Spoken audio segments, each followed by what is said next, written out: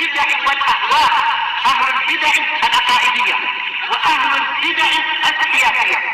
أنا أقول بيننا وبينكم السلف، بيننا وبينكم الكتب، كان فيقول البدع بيننا وبينكم. الحمد لله الذي أرسل رسوله بالهدى ودين الحق ليظهره على الدين كله وكفى بالله شهيدا. أشهد أن لا إله إلا الله وحده لا شريك له إقرارا به وتوحيدا، وأشهد أن محمدا عبده ورسوله صلى الله عليه وعلى آله وسلم تسليما مزيدا لا نبي بعده. إخواني في الدين وأخواتي في الله، أعزني وأعزكم الله جميعا وبارك الله فيكم. Kita lanjutkan bacaan terhadap kitab Adrarul Hizbiyah 'ala al-Ummah al-Islamiyah, yang mana sekarang kita berada pada artikel yang berikutnya, yaitu Al-Wasail Al-Khafiyah li Darbi Da'wati Salafiyah. Cara-cara yang tersembunyi yang digunakan oleh orang-orang hizbiyun untuk menghantam dakwah salafiyah. Pada pertemuan yang sebelumnya kita telah membaca bahwasanya termasuk cara mereka untuk menghantam dakwah salafiyah adalah dengan cara muhawalatu ja'li takafu'in fid da'awat. Upaya dan usaha mereka untuk menganggap sama semua dakwah ini. Jadi dakwah ini enggak ada bedanya, semuanya sama. Yang hizbi juga sama, yang mubtadi' juga sama, yang ahlu sunnah juga sama, yang sufi juga sama, yang syi'i juga sama. Terus apa bedanya? Enggak ada, semuanya sama-sama mengharapkan surga Allah katanya. Ini syubhat yang perlu dipatahkan, barakallahu fiik. Kalau cuman sama-sama ingin mengharapkan surga Allah Ta'ala, benar memang, cuman cara untuk menuju ke sana itu yang berbeda-beda. Paham? Cara untuk menuju surga Allah Subhanahu wa Ta'ala itu berbeda-beda. Nah, ahlu sunnah wal jamaah menempuh satu cara yang paling selamat dan paling mulia, yaitu meniti apa yang ada dalam Al-Quran dan As-Sunnah, qaulan wa amalan wa i'tiqadan, baik secara ucapan maupun secara amalan maupun secara keyakinan. Bukan dengan versi-versi mereka, versi kebid'ahan dijadikan sarana untuk menuju surga, nggak bisa. Versi kemungkaran mereka jadikan jalan menuju surga, nggak bisa. Sekarang kita lanjutkan upaya yang berikutnya, halaman 52, masih lanjutan pembahasan sebelumnya, yaitu upaya untuk menghancurkan dakwah salafiyah dengan cara apa? Menganggap semua dakwah itu sama. Lah kalau semua dakwah itu sama, berarti al-haq itu berapa gitu loh. Ya kan? Kita meyakini bahwasanya al-haq itu cuma satu, al-haqqu wahidun. Kebenaran itu cuma satu, la yata'addad, tidak berbilang. Famadza ba'dal haqqi illa ad-dhalal, maka tidak ada lagi setelah al-haq kecuali kesesatan. Qul ja'al haqq wa zahaqal batil, innal batila kana zahuqa. Katakanlah, sungguh telah datang al-haq dan hancurlah kebatilan, dan sungguh yang namanya kebatilan pasti akan hancur. Lihat, jadi kalau dikatakan semua dakwah itu sama, itu orang yang mengatakan gagal paham, salah alamat dia. Kita katakan al-haq itu hanya satu, sisanya adalah al-bid'ah wad dhalal, ahlul batil. Kita lihat, wa aidan yuhawiluna muhawalatan ukhra, halaman 52 bagian atas itu.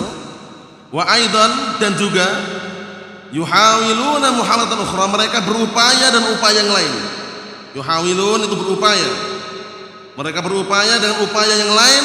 An yaj'alu fi da'wati nafsaha man ya'mal takafu'an hatta yakunu ibaratan an ara'in mutadarribah. Lihat ini, mereka mengupayakan upaya yang lain, yaitu mereka menjadikan di dalam dakwah itu, di dalam dakwah itu sendiri, man ya'mal, orang yang berbuat takafu'an, untuk menyamaratakan. Paham ya? Semuanya sama kok, enggak ada bedanya. Yang ini juga menyuruh sunnah, ini juga mengajak kepada sunnah, yang sana juga mendakwahkan sunnah, cuman bedanya tipis katanya. Tipis yang mana? Yang ini bolehkan selfie, yang ini mengharamkan yayasan, yang ini bolehkan apa? Televisi untuk dakwah, maslahah umum katanya. Yang ini bolehkan apa? Minta-minta untuk dakwah juga. Yang ini mengharamkan. Bedanya tipis ada katanya. Mana yang tipis? Perbedaannya, nah barakallahu fiik, antara Al-Qur'an dan As-Sunnah, kemudian dengan hawa nafsu dan kebid'ahan. Allahul musta'an. Kita lihat ini. Hatta yakunu, sampai mereka menjadi ibaratan, ungkapan tentang ara'in mutadharibah, pemikiran-pemikiran yang saling bertabrakan. Karena semua dianggap sama, masing-masing bebas berpendapat, akhirnya pendapatnya bertabrakan itu loh. Si fulan bolehkan, si alan melarang, si fulan membolehkan tapi dirinci, si fulan mengharamkan tapi dirinci. Ujung-ujungnya apa? Saling baku hantam pemikirannya. Kita lihat. Manhajhum wahid wa ara'uhum syatta. Enggak bisa lihat. Manhaj mereka satu, tapi pemikirannya berbeda-beda. Kalau Ahlus Sunnah wal Jamaah itu barakallahu fi, manhaj mereka satu, akidah mereka satu, pemikiran mereka pun dalam memahami Al-Qur'an dan Sunnah satu, dengan pemahaman para salafun saleh. Bukan pemahaman otodidak. Kalau pemahaman otodidak rusak, bahaya. Pemahaman per individu itu bahaya, karena terbatas barakallahu fi. Jadi jangan pernah memahami Al-Qur'an Sunnah sesuai dengan keinginan kita, sesuai dengan apa? Pendapat kita, sesuai dengan akal kita. Jangan. Kita punya prinsip memahami Al-Qur'an Sunnah berdasarkan pemahaman para salafun saleh, pemahamannya para sahabat, para tabi'in, para atba'ut tabi'in. Aman, tentram, tenang, selamat insyaallah taala. Kita lihat, kata mereka, gara-gara disamaratakan tadi semua sama, manhaj mereka satu katanya. Apa itu? Ahlus Sunnah wal Jamaah katanya. Wa ara'uhum syatta, tapi pemikiran mereka berbeda-beda. Allahul musta'an. Abdullah lahu ra'yun, si fulan Abdullah punya pemikiran. Wa Zaidun lahu ra'yun, Zaid juga punya pemikiran. Wa Amr lahu ra'yun, si Amr juga punya pemikiran. Padahal dalam satu apa? Satu lingkupan Ahlus Sunnah itu loh. Pemikirannya berbeda-beda karena memahami Al-Qur'an Sunnah sesuai dengan individu mereka, memahami sesuai dengan hawa nafsu mereka, memahami sesuai dengan akal mereka, sehingga apa? Pemahamannya mereka berbeda-beda, ngakunya satu manhaj. Allahul musta'an. Kita lihat, wa kullu wahidin yuridu an yanfad ra'yah. Masing-masing pengen kalau melaksanakan pemikirannya. Yang tepat itu pemikiran kami. Pemikiran si fulan dan alan itu keliru. Dalam kondisi apa barakallahu fi, ketika menyalahkan tersebut tidak dibangun di atas hujjah, hanya menyalahkan karena apa? Berseberangan dengan pemikiran dia. Kita lihat, famin huna yahsul asyattat. Dari sinilah muncullah asyattat. Apa asyattat itu? Beraneka ragam cabang, perbedaan-perbedaan apa? Pemikiran. Sebabnya apa? Tidak kembali kepada satu arahan, tidak kembali kepada satu rujukan, yaitu Al-Qur'an dan As-Sunnah. Antum perhatikan dulu, rujukannya kan si fulan si alan itu. Si fulan punya pendapat, si alan punya pendapat. Syekh fulan berpendapat demikian, Syekh alan berpendapat demikian. Tapi Al-Qur'an As-Sunnah itu pendapatnya satu. Dua-duanya wahyu dari Allah Subhanahu wa taala. Kalau kita berlandaskan si fulan si alan memang berbeda-beda. Tapi coba kita kembali kepada Al-Qur'an Sunnah. Satu, haram-haram, halal-halal. Mafhum? Kemudian memahaminya sesuai dengan pemahaman para salaf, bukan pemahaman otodidak. Ingat-ingat. Kita lihat lagi, wa yahsul tadarubul ara, dan akan terjadi saling bertabrakan pemikiran-pemikiran yang ada. Wa yahsul man yuridu a'da'ud da'wah salafiyah, akhirnya terwujudlah, terjadilah apa yang diinginkan oleh musuh-musuh dakwah salafiyah. Kalau sudah seperti ini keadaannya, musuh-musuh dakwah salafiyah akan semakin mudah untuk apa? Nah barakallahu fiik, merusak persatuan Ahlus Sunnah wal Jamaah, karena tidak kompak, tidak sepakat rujukannya Al-Qur'an dan As-Sunnah. Kenapa? Kembalinya ke si fulan si alan. Dalil mengharamkan, si fulan bolehkan kok, ya kan? Dalil mengharamkan, si alan membolehkan, Syekh fulan aja membolehkan. Isbal haram, Raja Salman aja pernah ke Indonesia isbal kok. Raja Salman kok jadi rujukan. Dulu pernah ada yang ngomong gitu. Isbal katanya haram, buktinya Raja Salman dari Saudi, negara tauhid Saudi, datang ke Indonesia isbal. Raja Salman wala Raja Fulan bin Alan nggak ada jadi rujukan.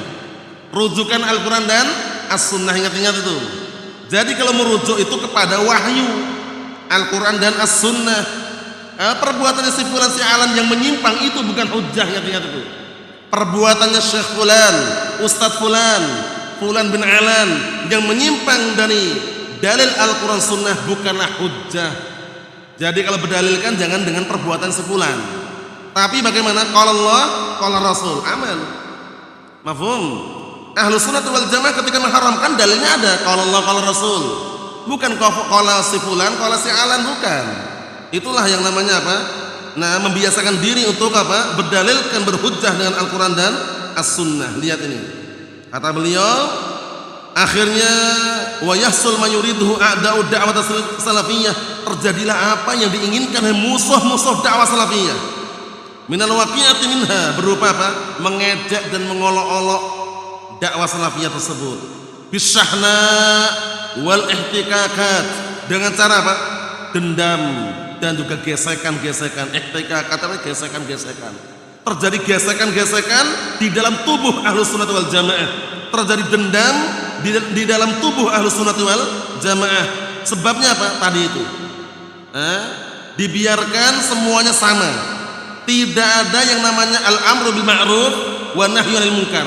Enggak ada yang namanya merintahkan perkara yang ma'ruf dan melarang dari perkara yang munkar. Semuanya sama. Si fulan juga Ahlus Sunnah, si alan juga Ahlus Sunnah. Cuman beda yang sedikit. Bayangkan itu. Allahul musta'an. Kalau Ahlus Sunnah wal Jamaah itu benar-benar tulus di dalam memegang Al-Quran Sunnah, itu enggak berbeda. Semuanya sama. Baik yang di Indonesia, yang di luar Indonesia, baik yang di Jawa, yang di luar Jawa, semua sama. Kalau benar-benar apa? Kokoh di atas sunnah. Nah, kita lihat di sini. Wa kullun yaqif diddil akhar. Masing-masing berdiri melawan yang lainnya. Lihat ini. Karena apa? Karena masing-masing punya pendapat tadi. Coba lo kompak kembali bersatu kepada Al-Quran dan As-Sunnah. Wa'tasimu bihablillah jami'an wa la tafarraqu. Berpegang teguhlah kalian semuanya dengan tali Allah, yaitu Al-Quran dan As-Sunnah, dan jangan kalian bercerai-berai. Aman. Kembali pada Al-Quran Sunnah, selamat. Ya, iya kan? Kata Imam Malik bin Anas, Imam Darul Hijrah Abu Abdullah rahimahullah, dinukilkan oleh Imam Al-Harawi dalam kitab Damul Kalam Alih, beliau mengatakan, man aradan najata fa'alaihi bi kitabillah wa sunnati rasulih sallallahu alaihi wa ala alihi wasallam. Lihat itu. Barang siapa ingin selamat, maka wajib atasnya berpegang teguh dengan Al-Quran dan sunnah Rasulullah sallallahu alaihi wa ala alihi wasallam. Tenang. Karena apa? Karena dia berpegang teguh dengan wahyu. Wahyu yang turun dari langit. Kalau Allah, kalau Rasul. Bukan berpegang teguh dengan ucapan si fulan si alan. Ingat-ingat, si fulan si alan ini kadang-kala kalau dia gak kokoh bisa berubah pemikirannya. Antum renungi kembali 10 tahun yang lalu, 15 tahun yang lalu, banyak kan orang yang mengharamkan televisi. Sekarang banyak bolehkan. Alasannya Syekh fulan Syekh alan. Dalilnya yang dipakai waktu itu mengharamkan masih utuh gak dalilnya? Masih utuh. Pendapatnya kok berubah? Ngikutin pendapat yang berubah atau dalil? Ngikutin dalil yang tidak pernah berubah. Qala Allah qala Rasul, itu yang masih apa? Normal pemikirannya. Bukan mengikuti hawa nafsu. Ustadz fulan sekarang berubah ya pendapatnya. Ya udah tinggalkan aja sudah. Ambil yang dulu pendapat yang sudah benar. Mafhum? Karena dalil yang dipakai itu mengharamkan waktu itu 10 tahun yang lalu, itu masih utuh sampai sekarang. Dan bahkan sampai hari kiamat nanti. Iya kan? Adapun pemikiran pendapat para tokoh kadang berubah sesuai dengan apa? Sikonpat. Kalau nggak kokoh orangnya, situasi, kondisi, tempatnya. Lalu orang awal mulanya kokoh, gara-gara politik berubah, iya kan? Gara-gara politik disuap dengan uang, disuap mobil Rubicon, akhirnya berubah apa? Berubah haluan. Semula istiqomah, akhirnya bela-bela apa? Partai tertentu. Allahul musta'an, hizbiyun. Nasallahu an yahdiyahum. Naam. Jadi kita waspada, berhati-hati, barakallahu fiik. Zaman sekarang zaman yang penuh dengan fitnah. Kadang-kala untuk melengsarkan seorang sunni salafi yang kokoh, kalau tidak mampu dengan harta dan tahta, nggak mampu dengan tahta dan wanita, itulah iblis laknatullah alaih berusaha bagaimana caranya membikin seorang yang semula kokoh di atas sunnah menyimpang dari manhaj ahli sunnah wal jamaah. dengan trik-trik tadi itu. Harta, tahta, wanita, waliyadzubillah. Allahumma sallim sallim. Kita lihat sini. Wa yuhawiluna naz'as thiqah fi man yarawnahu mawsuqan 'indahum. Dan mereka berupaya untuk menghilangkan orang yang terpercaya. Berupaya menghilangkan kepercayaan pada orang yang mereka menganggap thiqah di sisi mereka. Jadi ada orang yang thiqah di sisi Ahlussunnah. Hizbiyun berupaya bagaimana caranya kesikohan, yaitu kepercayaan ini hilang dari Ahlussunnah, sehingga si fulan bin alan ditinggalkan. Bayangkan upaya-upaya mereka. Wa an yakunal kull ibarah an fawdha. Allahu musta'an. Dan akhirnya menjadilah semuanya itu ungkapan tentang fawdha. Apa fawdha? Keributan, ribut. Jadi kalau Ahlussunnah wal Jamaah itu enggak kompak, enggak bersatu di atas satu rujukan, pasti ribut. Masing-masing punya pendapat, ya kan? Tapi kalau siap diarahkan, ada bimbingannya, ada pembimbingnya. Karena nggak sama orang berilmu dan orang bodoh, nggak sama. Para santri dengan guru, para santri, para talabatul ilm dengan para asatidzah, dengan para masyayikh, para ulama itu jelas beda tingkatan ilmunya. Sehingga kalau sama ratakan semuanya sama, syekh itu sama dengan para santri. Paham ya? Kalau dalam hal manusia sama memang, tapi dalam masalah derajat ilmu berbeda. Yang mengangkat derajatnya ilmunya itu, bukan semata-mata gelarnya. Paham ya? Walaupun si ustaz, si fulan, Syekh Alan, ya kan? Itu kalau ilmunya tidak ada, nggak diamalkan ilmunya, itu tidak ada nilainya di hadapan Allah Subhanahu wa taala. Ingat-ingat, yang terangkat, nah barakallahu fi, seorang itu terangkat di hadapan Allah Subhanahu wa taala derajatnya karena ilmu. Ingat-ingat. Karena ilmu, sebagaimana perkataan Allah Subhanahu wa taala, yarfa'illahu alladhina amanu minkum apa? Walladzina utul ilma darajat. Allah Subhanahu wa taala akan mengangkat derajatnya salah seorang di antara kalian yang berilmu dan yang beriman. Bukan yang banyak hartanya, bukan yang tinggi jabatannya, bukan yang cantik istrinya, lihat itu. Tapi yang paling berilmu. Nabi kita Muhammad sallallahu alaihi wasallam ketika meminta tambahan kepada Allah taala, minta tambahan apa? Ilmu. Rabbi zidni ilma, ya Rabb, tambahkanlah kepadaku ilmu. Karena beda orang yang bodoh dan orang yang berilmu. Nah, kata mereka sama. Jadi dibikin sama aja, semuanya sama kok, nggak ada rujukannya. Si fulan punya pendapat, si alan punya pendapat, akhirnya ujung-ujungnya apa? Nggak ada rujukan yang dijadikan tolak ukur. Kalau Ahlussunnah wal Jamaah ada rujukan yang dijadikan tolak ukur, yang akhirnya semuanya bertemu. Para ustadz, para masyayikh, para ulama, para talabatul ilm bertemu di satu titik, yaitu Al-Quran dan As-Sunnah. Mafhum? Bertemu dalam satu rujukan, yaitu Al-Quran dan As-Sunnah. Disitulah yang apa? Akan menimbulkan persatuan. Mafhum? Nah, ada titik temunya, ada rujukannya. Bukan masing-masing punya pendapat. Nah, melihat ini. Allah Subhanahu wa taala juga menjelaskan perbedaan antara orang yang berilmu dengan yang tidak berilmu, jelas sangat berbeda. Paham ya? Yaitu perkataan Allah Subhanahu wa taala, "Afaman kana mu'minan kaman kana fasiqa la yastawun." Apakah sama orang yang berilmu, itu yang beriman, dengan orang fasik yang jahil, yang bodoh, yang tidak punya ilmu? La yastawun, enggak sama. Ya kan? Qul hal yastawil ladzina ya'lamuna wal ladzina la ya'lamun? Katakanlah, apakah sama mereka orang-orang yang berilmu dengan orang-orang yang tidak berilmu? Tidak sama. Berkata Imam Abdullah ibnu Mu'taz rahimahullah, dinukilkan dalam kitab Adabud Dunya wad Din, ini sering ana nukilkan ini, bahwasanya orang yang berilmu itu tahu kadar dirinya, karena dulu dia pernah menjadi orang bodoh, sehingga dia menilai orang bodoh, tahu dia karena dulu pernah bodoh dia. Berbeda dengan orang bodoh. Kalau orang bodoh itu dia nggak tahu kadarnya orang berilmu, karena belum pernah menjadi orang berilmu. Apa kata beliau? Al-alimu ya'riful jahil li'annahu kana jahilan. Dikondisikan ini ya, bagus sekali ini ya.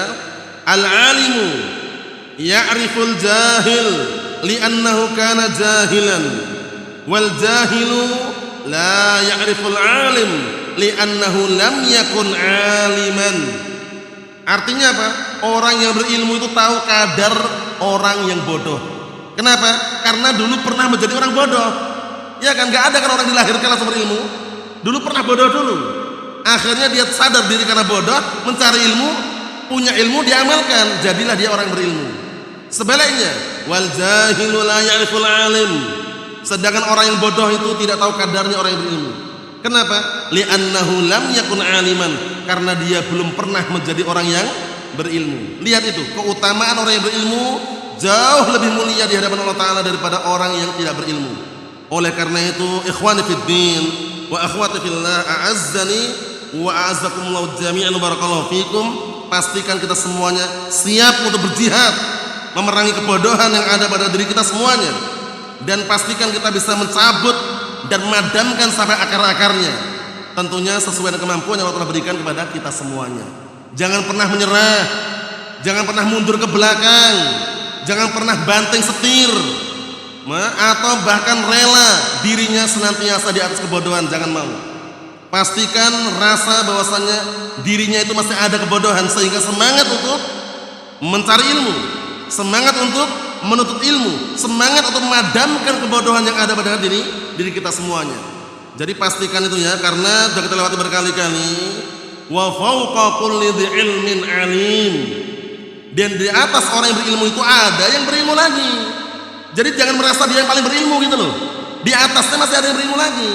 Kemudian juga perkataan Allah Subhanahu wa taala, "Wa ma utitu minal ilmi illa qalila."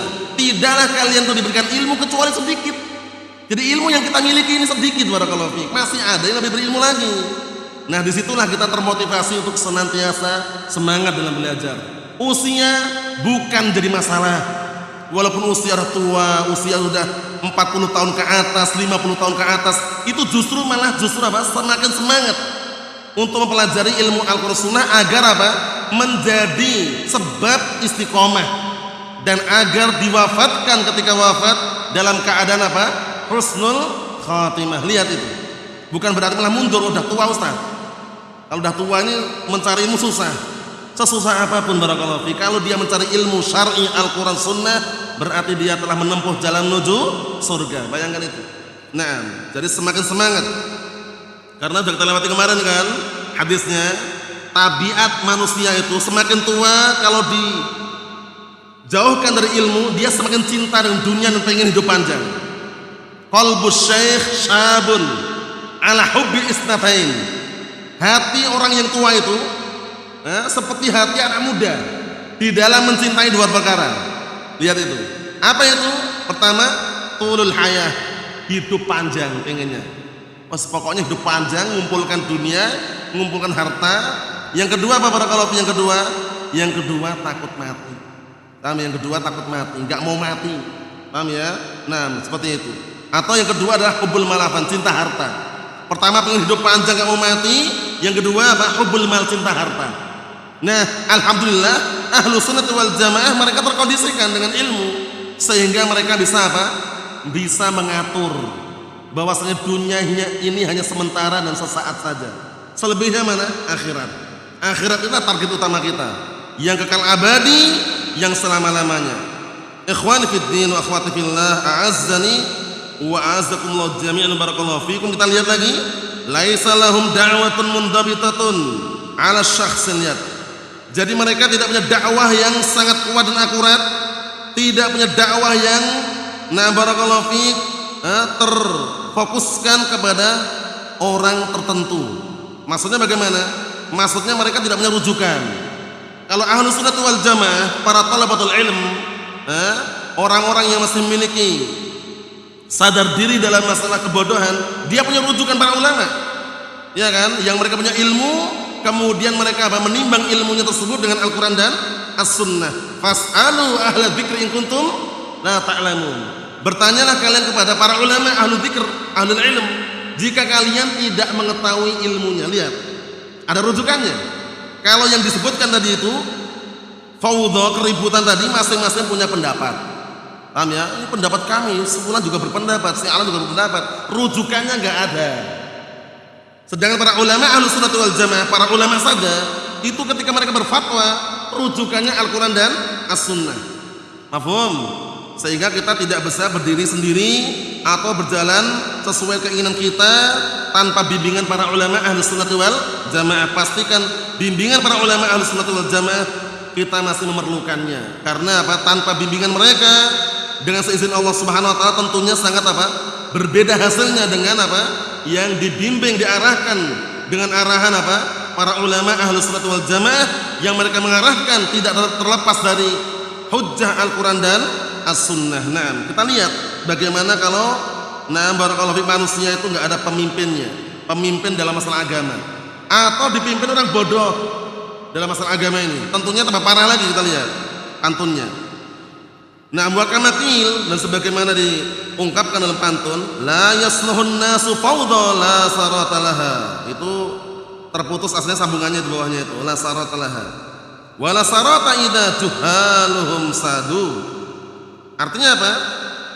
Manusia itu sangat tidak layak untuk ribut. Nah, sangat tidak layak untuk ribut yang tidak ada kebaikan di dalamnya. Dan tidak akan ada kebaikan apabila orang-orang bodoh mereka jadi pemimpin. Itu makna secara global ya. Jadi manusia itu tidak layak, tidak pantas untuk adanya fawda, keributan dalamnya. Nah, la sarata ila amira, tidak ada pemimpin di situ, tidak ada yang mengarahkan kepada kebaikan. Wala sarata idza juhaluhum sadu, dan tidak ada kebaikan di dalamnya apabila orang bodohnya mereka yang jadi pemimpin. Sudah bodoh mimpin. Inilah fenomena akhir zaman, ya kan? Datang dalam hadis yang sahih riwayat Muslim, hadisnya Abdullah bin Amr bin As radhiyallahu anhuma, apa kata Rasulullah sallallahu alaihi wasallam? Innallaha la yaqbidul ilma intiza'an yantazi'uhu minan nas, walakin yaqbidul ilma biqabdil ulama, hatta idza lam yubqi fil ardi 'aliman ittakhadha an-nasu ru'usan juhala fasu'ilu fa'aftau bi ghairi ilmin fadallu wa adallu. Lihat itu, hasilnya sangat memprihatinkan dan juga menyakitkan. Apa artinya? Sesungguhnya Allah Subhanahu wa taala tidaklah mencabut ilmu itu sekali cabutan sebagaimana mewafatkan manusia. Terus bagaimana? Akan tetapi Allah Subhanahu wa taala menghilangkan ilmu, mencabut ilmu dengan cara diwafatkannya para ulama. Para ulama Ahlus Sunnah, pembawa dakwah salafiyah, pembawa dakwah Al-Qur'an Sunnah, kalau sudah diwafatkan tinggal sedikit, bahkan nggak ada, tinggal orang-orang bodoh. Apa kata beliau alaihi wassalam? Hatta idza lam yubqi fil ardi aliman, hingga ketika Allah taala tidak menyisakan lagi di muka bumi seorang alim. Lihat, nggak ada lagi orang alim. Ittakhadhan nasu ru'usan juhala, akhirnya manusia menjadikan pemimpin-pemimpin dari kalangan orang-orang yang bodoh. Ini bahaya sekali. Pemimpin yang bodoh ini kalau diam gak masalah, permasalahannya dia bicara gitu loh, bukan diam. Lihat itu, fasu'ilu fa'aftau bi ghairi ilmin. Akhirnya pemimpin-pemimpin yang bodoh ini ditanya berfatwa tanpa ilmu. Akibatnya apa? Fadallu adallu, akhirnya mereka sesat dan menyesatkan. Hati-hati, waspada barakallahu fiik. Di akhir zaman banyak para dai yang mereka matangnya mendadak, namanya da'i karbitan, paham ya? Matangnya mendadak. Antum lihat pisang itu kalau matang di pohon, paham ya? Apalagi udah dicicipin oleh hewan-hewan itu, manisnya luar biasa biasanya, apa ya? Nah, tapi kalau pisang matangnya kan di karbit, memang manis, tapi nggak semanis ketika matang di pohon. Mungkin aja rasanya hambar. Maksudnya gini, orang itu kalau menjadi seorang yang berilmu tapi dadakan, modalnya hanya internet, nggak pernah belajar, nggak pernah duduk di majelis ilmu, nggak pernah menghafal Al-Quran wala As-Sunnah misalkan, tiba-tiba di medsos, masya Allah dia punya website gitu ya, atau punya grup lah gitu. Nampaknya Syekhul Islam dia di hadapan orang itu. Semua pertanyaan dia jawab semuanya, tapi modalnya apa? Syekh Al-Alamah Google ini sama kuota modalnya. Paham ya? Jadi kalau kuotanya habis, internet mati, mungkin sebulan lagi lah sampai gajian katanya. Karena beli kuota dulu. Bayangkan itu berbahaya sekali barakallahu fiik. Nah, khawatir termasuk yang Rasulullah sabdakan dalam hadis yang sahih tentang ar-ruwaibidah. Paham ya? Wa yatakallam fiha ar-ruwaibidah, qila wa mar-ruwaibidah ya Rasulullah? Qala ar-rajulu tafih yatakallam fi amril 'amah. Di tahun-tahun di akhir zaman yang penuh dengan taklibul haqaiq, memutarbalikkan fakta, yang dusta dibilang jujur, yang jujur dibilang dusta, yang pengkhianat dibilang amanah, yang amanah dibilang pengkhianat. Di tahun-tahun tersebut ada yang berbicara, yaitu ar-ruwaibidah. Ditanya, apa itu ruwaibidah ya Rasulullah? Kemudian Rasulullah SAW mengatakan, yaitu orang yang bodoh, yang dungu, tidak punya ilmu, tapi berbicara untuk kepentingan umum. Allahumma musta'an. Allahumma salim. Pastikan ilmu jadi target utama kita dalam menjaga keistiqomahan agama kita, barakallahu fiik. Yaitu apa? Istiqomah di atas Al-Quran dan As-Sunnah. Jangan pernah malas untuk menghadiri majelis ilmu. Di saat-saat dia mampu, ada waktu luang, sehat, bismillah. Karena kalau menunggu waktu-waktu tertentu, kadang-kala tidak ada waktu. Paham ya?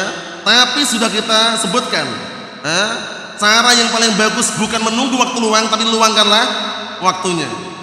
Mafhum? Karena kalau menunggu waktu luang, waktu nggak ada yang luang. Iya kan?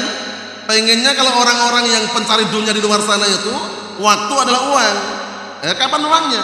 Tapi meluangkan waktu untuk hadir di majelis ilmu, itu yang paling bagus. Jadi dia yang meluangkan waktunya, bukan nunggu waktu luang. Mafhum itu? Beda atau sama itu? Hamzah? Beda. Kalau menunggu waktu luang itu berarti ya santai-santai aja dia. Ada waktu luang berangkat, nggak ada waktu luang nggak berangkat, ya kan? Tapi kalau meluangkan waktunya itu sadar diri, inisiatif dari dirinya. Wah, ana luangkan waktunya ini. Kalau nggak diluangkan nggak dapat ini, nggak gitu. Mafhum? Ini motivasi barakallahu fiik bahwasanya ilmu itu sangat luar biasa. Lihat ini, tidak ada kebaikan pada manusia kalau orang-orang bodoh yang jadi pemimpin. Allahul musta'an. Kita lihat berikutnya. Walakin hadil muhawalah kullaha fashilatun. Kalau kembali ke muhawalata kullaha ya fashilatun. Akan tapi upaya-upaya ini semuanya fashilatun, gagal. Kenapa? Ahlus sunnah sudah cerdas, mereka paham Ahlus sunnah. Jadi orang hizbiyun nyusup ya, bermanis muka di depan Ahlus sunnah sudah mulai paham mereka. Akhirnya apa? Cara mereka seperti ini gagal ternyata. Lihat ini. Kata beliau, walakin hadil muhawalah kullaha fashilatun. Akan tapi upaya dan usaha mereka ini semuanya gagal. Biidnillahi azza wa jalla. Dengan seizin Allah Subhanahu wa taala. Walaul hamdu wal minnah, hanya milik Allah lah segala pujian dan juga karunia. Fa innallaha azza wa jalla yaqul, maka sungguhnya Allah Subhanahu wa taala berkata, lillahil amru min qabl wa min ba'd. Hanya kepada Allah lah semua urusan yang sebelum dan sesudahnya. Nah, ini kan dalam surat Ar-Rum itu ya, kemenangan dan juga sebelumnya. Wa Nabi sallallahu alaihi wasallam yaqul li Ibnu Abbas, ini bagus sekali hadisnya ini. Jadi tidak perlu khawatir, walaupun enggak punya yayasan enggak usah takut. Wah, kalau enggak ada yayasan enggak ada payung dakwah. Lihat ini hadisnya nih.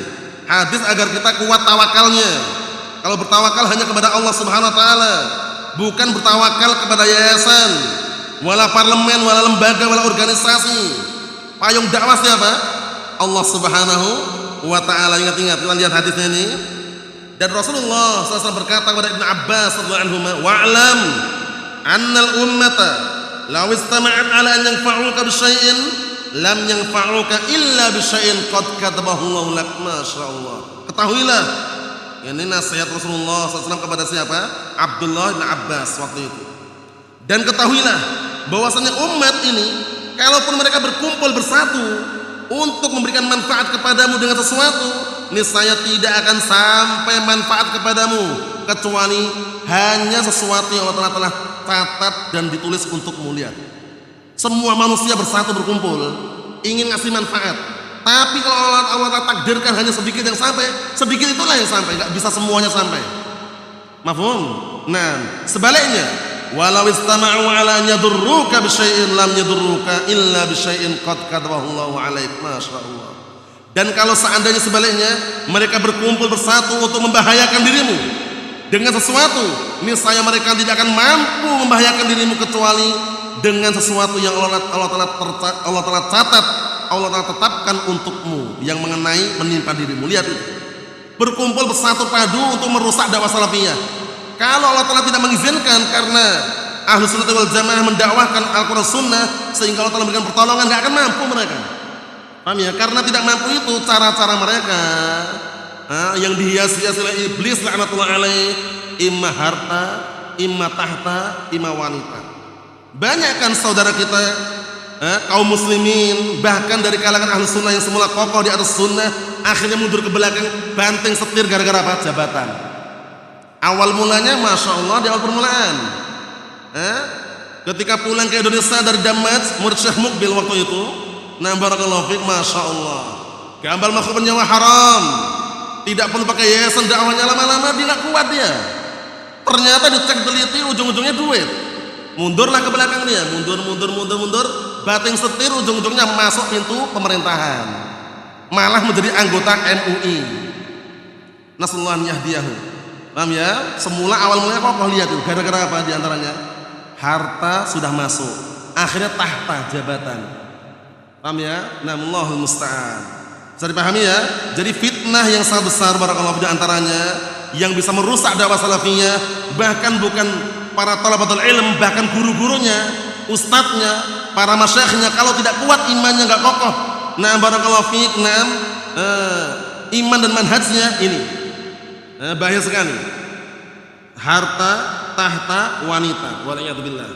Nah, berbahaya sekali kalau orang udah terfitnah dengan harta, kemudian punya pasukan banyak, punya pengikut yang banyak, didatangi paslon tertentu ketika ada mendekati pemilu itu, iya kan? Didekati para caleg. Ini Ustaz, kami datang ke ini ziarah Ustaz. Ini ada satu sedikit lah, ini nggak banyak Ustaz. Allah musta'an. Sedekah bukan nyuap, sedekah. Perkara nyoblos kami atau tidak itu kita nggak mengharuskan Ustaz, tapi berharap.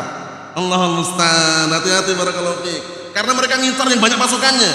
Semakin banyak pengikut, orangnya istiqomah atau tidak? Kalau orang istiqomah takut mereka masuk. Tapi kalau orangnya pelin-pelan, orangnya nggak istiqomah, banyak pengikutnya, didatangi. Karena apa? Karena mereka punya tujuan nanti gitu loh. Agar memilih kelompok tertentu, memilih calon tertentu. Kalau nggak mampu dengan itu semuanya, sedekah tadi alasannya. Paham ya? Bukan 10 juta, 50 juta, 100-an juta kadang-kadang. Untuk apa? Memuluskan rencana hizbiyah mereka. Allahul musta'an. Lihat itu barakallahu fiik. Fitnah, harta, tahta, wanita. Setelah harta berhasil, paslon tertentu terpilih, nanti dia dijadikan apa? Anggota, atau jadikan menterinya, atau jadikan pejabatnya, sudah masuk apa? Tahta. Paham ya? Nah, terfitnah dengan wanita, tiga-tiganya sudah berarti. Harta, tahta, wanita. Nasallahu as-salamata wal afiyah. Kita ambil dikit lagi. Jadi semuanya Allah Ta'ala yang menetapkan, kita hanya istiqomah barakallahu fiik, berusaha untuk istiqomah. Lihat nih, walaupun semua umat bersatu untuk membahayakan, itu tidak akan bisa kecuali takdir yang Allah Ta'ala telah tetapkan dari saja. Nah, berusaha untuk merobohkan, menghancurkan dakwah salafiyah, kalau Allah Ta'ala nggak menakdirkan akan bisa.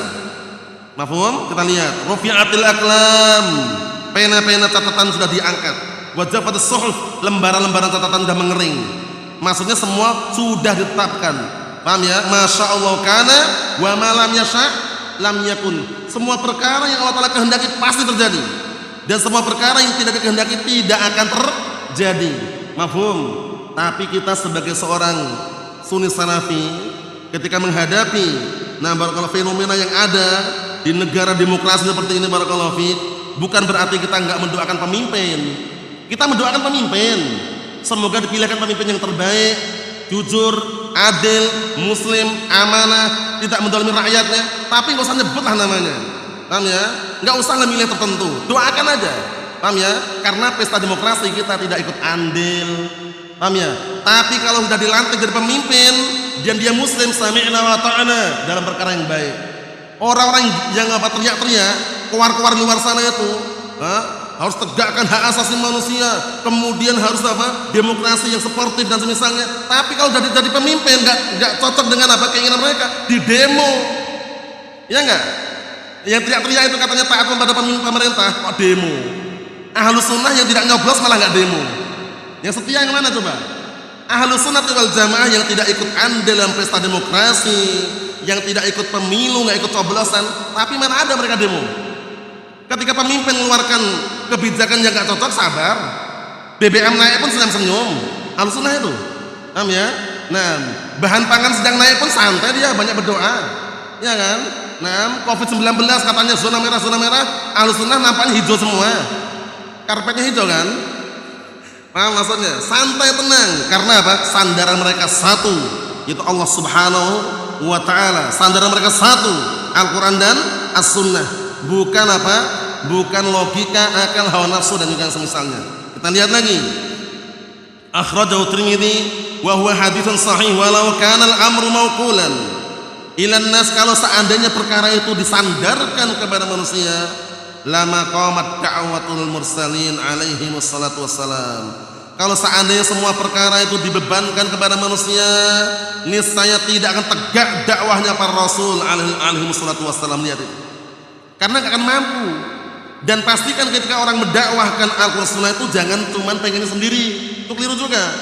Pengennya semua seluruh dunia se-Indonesia dia kuasai, yang lainnya gak boleh dakwah, itu keliru juga. Paham ya? Selama mereka mendakwahkan Al-Quran Sunnah, lurus dakwahnya sesuai dengan pemahaman para salafun saleh, ucapan, amalan, keyakinannya, jalankan. Karena nggak mungkin kita dakwah sendirian, perlu yang namanya ta'awun dan berdakwah itu. Ada yang Jawa, luar Jawa, ya kan? Ada yang Sulawesi, Sumatera, Kalimantan, ya kan? Ada yang dalam negeri, luar negeri. Selama yang mereka dakwakan Al-Quran was Sunnah sesuai dengan pemahaman para salafun saleh, ya kan? Ucapan, amalan, keyakinannya mereka dakwakan sesuai dengan apa yang ada dalam Al-Quran was Sunnah, aman. Mafhum? Itu namanya ta'awun dalam berdakwah. Jangan semuanya pengennya dipikul dia sendiri. Paham ya? Yang lainnya nggak boleh dakwah. Misalkan itu tidak benar. Allahul musta'an. Kita lihat, wa inna ma dzakarna dzalik li ma'rifati ma yuhaq li hadhihi da'wah wallahul musta'an. Kata beliau, hanya saja kami menyebutkan itu semuanya karena untuk mengenal, mengetahui apa yang terjadi berupa gangguan terhadap dakwah salafiyah ini. Wallahul musta'an. Ikhwan fid din wa akhwati fillah, a'azzani wa a'azzakumullah jami'an, barakallahu fikum. Kita ambil dikit lagi. Al-wasilah al-khamisah, sekarang cara yang kelima yang dipakai oleh orang hizbiyun untuk menghantam dakwah salafiyah. Kita lihat halaman 53 itu. Muhawalatu dukhulil hizbiyyin fi awsatis salafiyyin wa fi ma'aqilihim wa tafkikihim. Lihat ini, Allahul musta'an. Cara yang kelima adalah upaya.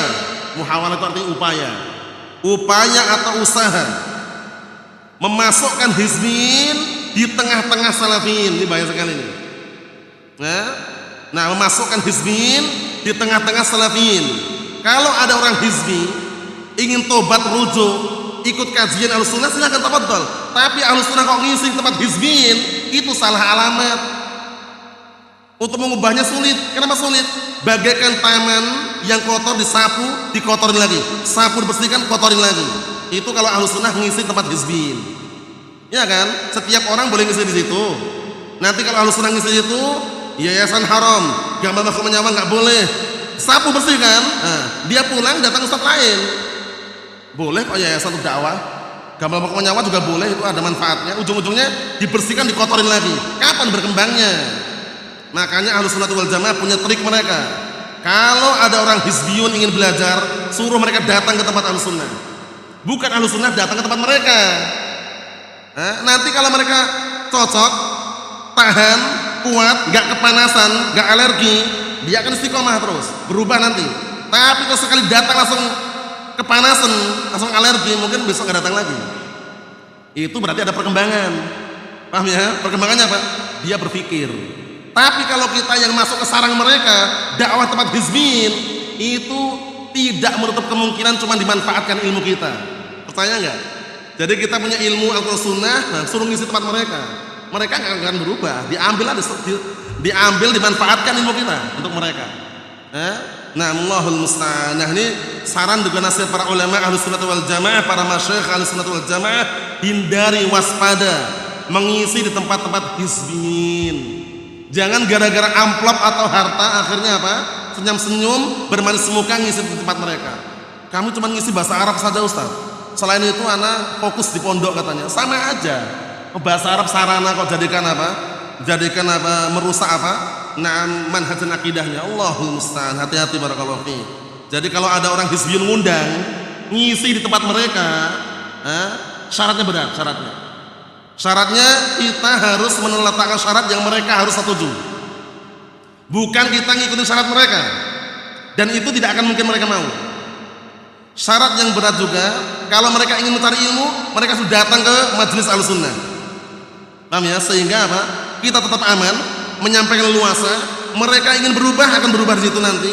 Kalau mereka tidak berubah, hanya ingin mencari ilmunya, hanya ingin mencari bahasa Arabnya, dia akan mental sendiri. Paham? Yang penting itu kita upayakan semaksimal mungkin menyelamatkan hati-hati kita. Jangan ingin mencari banyak pasukan, banyak pengikut. Paham ya? Ingat-ingat ya. Jadi kalau ada orang hizmi, misalkan dia mau belajar, mau rujuk, mau kembali kepada jalan yang benar, mereka yang datang ke majelis Ahlussunnah, bukan kita yang datangi tempat mereka, ngisi tempat mereka. Paham ya? Karena syubhat itu bagaimana? Menyambar-nyambar. Sedangkan fitnah apa? Sedangkan hati apa? Lemah. Ana sebutin kisah sekali lagi.